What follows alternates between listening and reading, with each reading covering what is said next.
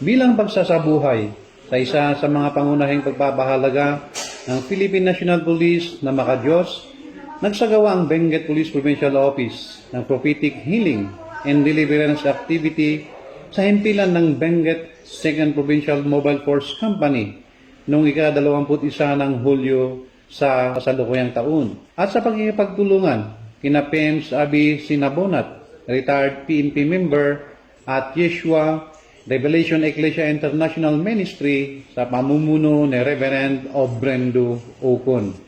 Dinaluhan ang programa ng mga pulis mula sa provincial headquarters, mga municipal police stations at provincial mobile force companies ng Benguet Police Provincial Office. Pinangunahan ni Police Lieutenant Colonel Nicomedes E. Olarte III, ang Chief ng Police Community Affairs and Development Unit o ang PICADO, ang naturang aktibidad sa pamumuno naman ng aming Provincial Director na si Police Colonel Eunicio D. Bunoy. Isinagawa ang aktibidad bilang bahagi ng pagdiriwang ng ika-31 Police Community Relations Month na naglalayong pangalagaan ang spiritual na kapakanan ng mga kawani ng Benguet Police Provincial Office sa pamamagitan ng pagbibigay ng pagkakataon para sa kagalingan, pagpapanumbalik at personal na pagbabago.